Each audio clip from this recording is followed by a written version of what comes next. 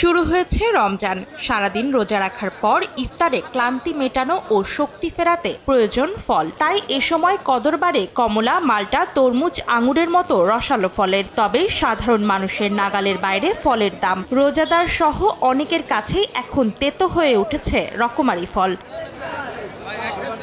রাজধানীর কাউরান বাজারে প্রতি কেজি আপেল ও মাল্টা বিক্রি হচ্ছে ৩০০ টাকায়, চীনা কমলা ৩২০, কালো আঙুর ৪৫০, আনার আকার ভেদে ৪৫০ থেকে ৪৮০ টাকা দরে বিক্রি হচ্ছে, যা এলাকা ভেদে গেল এক সপ্তাহের তুলনায় কেজিতে ২০ থেকে ৫০ টাকা পর্যন্ত বেশি। অন্যদিকে তরমুজ কেজিতে ৬০, পেয়ারা ১২০ থেকে ১৫০ আর পেঁপে ১৫০ টাকায় বিক্রি হচ্ছে।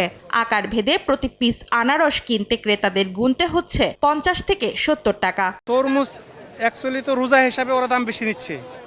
সেদিন ছিল ৪০ টাকা কেজি, আজকে ৬০ টাকা কেজি, ২০ টাকা বাড়াই দিচ্ছে। সবাই ইফতার খাবে, ইফতার কিনবে, কিন্তু দাম বেশি দিয়ে কিনতে হবে। এগুলি গরিব মানুষ কিভাবে খাবে? পরশুদিন যা ছিল তার চেয়ে আজকে আরো বেড়ে গেছে। তবে সরবরাহ কম মনে হচ্ছে। সীমিত আয়ের মানুষ যারা, ওদের পক্ষে একেবারেই সম্ভব না ফল কিনে খাওয়ার মতন পরিবেশ পরিস্থিতি নাই। আমদানি নির্ভর ফলে অতিরিক্ত শুল্ক আরোপ আর দেশি ফলের অতিরিক্ত চাহিদার কারণে বাড়তি দাম গুনতে হচ্ছে ক্রেতাদের, এমন দাবি করেছেন বিক্রেতারা। ২ দিন রোজার কারণে একটু বাজারটা বেশি, একটু প্রত্যেকে যেমন 10টা-15টা বাড়ছে। কাস্টমার রোজা রাখবে, ফল একটু বেশি খাইবে, দাম একটু বাড়তি আছে বাজারে। দামের রেকর্ড ছাড়িয়ে গেছে শরবতের অন্যতম উপকরণ লেবু।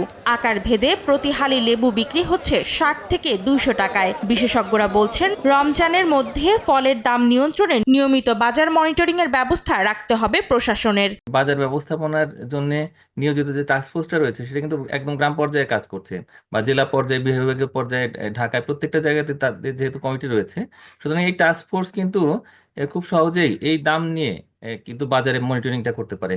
যেখানে আসলে দাম কয়েক গুণ বেড়ে যাবে বা এক যৌক্তিক দামের তুলনায় অনেক গুণ বেশি হয়তো দামে বিক্রি হচ্ছে, সেখানে অভিযান পরিচালনা করতে হবে। প্রতি বছর রোজার আগে রসালো ফলের এমন দাম বাড়ায় ক্ষোভ ক্রেতাদের মনে।